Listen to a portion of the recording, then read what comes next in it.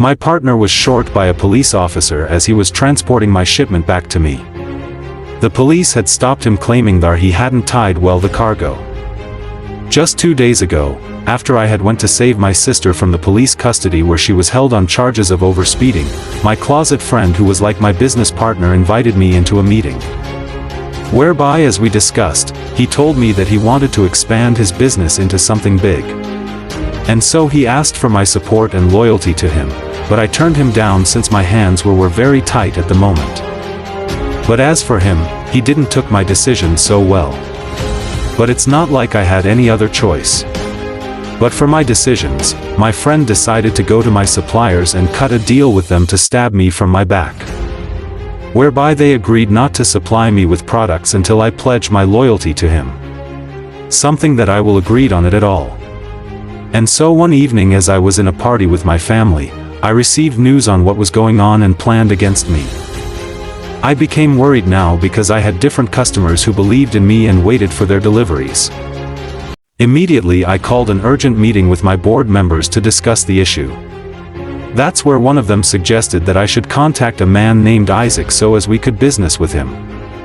But I wasn't so happy with the suggestion since Isaac was one of my biggest enemy ever. We were never in good terms at all since once upon a time he had stolen my most valued vehicle I had in my collection. But the reality is that I had no other choice. And so one of his contacts whom I knew contacted Isaac and explained the situation. Surprisingly, Isaac agreed to the terms of business and promised to start delivering the car's shipment.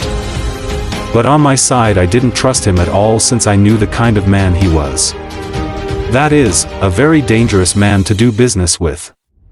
And so I told my group to always keep an eye open from now on, since something unexpected might happen any time from now. For further insurances, I had to pay a visit Isaac contact who by the time I knew he was having an affair with my sister.